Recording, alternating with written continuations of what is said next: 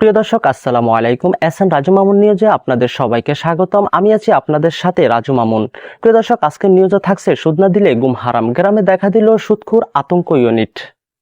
বিস্তারিত থাকছে বড় মিয়ার প্রতিবেদনে। গ্রামের মাঝের বাজারে আজ সকাল থেকে থমথমে অবস্থা, কারণ স্থানীয় কুখ্যাত সুদ ব্যবসায়ী করিম চাচা আবারও ঘোষণা দিয়েছেন, টাকা নিয়েছ তাহলে সুদ দিতেই হবে, না হলে হাসি ও সুদ সহ ফেরত দিতে হবে। এই ঘোষণার পর গ্রামে দেখা দেয় এক অদ্ভুত পরিস্থিতি। যারা টাকা নেয়নি তারাও এখন ভয় পাচ্ছে, কখন আবার ভবিষ্যৎ সুদ বসিয়ে দেয়। স্থানীয় এক দোকানদার বলেন, আমি শুধু 100 টাকা বাকি রাখছিলাম, এখন থেকে হিসাব বইতে 1000 লেখা। এটা কি গণিত না আতঙ্ক? করিম চাচার হিসাব পদ্ধতি আরো ভয়ঙ্কর।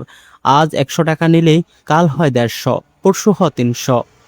এক ভুক্তভোগী কান্না জড়িত কণ্ঠে বলেন, চাচা বলছে সুদ না দিলে আমার হাসিও বন্ধ করে দিবে, আমি এখন হাসতেও ভয় পাই। এদিকে করিম চাচা নিজেকে লোকাল ফাইন্যান্স এক্সপার্ট দাবি করে বলেন, আমি সুদ নেই না, আমি শুধু ভবিষ্যৎ থেকে আগাম লাভ নিই। গ্রামের যুবকরা প্রতিবাদে নামে স্লোগান তোলে, সুদ নয়, সুস্থ জীবন চাই। 100 টাকা, 1000 সুদ, এটা কোনো ব্যাংকিং সিস্টেম?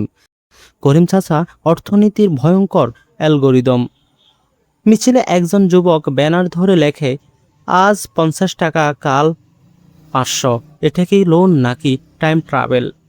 স্থানীয় হাটের এক প্রবীণ বলেন, আগে সুদ ছিল ভয়, এখন সুদ হচ্ছে লাইফস্টাইল সাবস্ক্রিপশন। প্রিয় দর্শক, শেষ করার আগে একটা কথা না বললে নয়, সুদ আপনাকে সাময়িক সুখ দিবে, কিন্তু ধীরে ধীরে আপনার জীবনটাকে তেজপাতা বানিয়ে ফেলবে। হারাম কখনো আরাম দেয় না, তাই সুদ থেকে সবাই বিরত থাকবেন। আল্লাহ হাফেজ।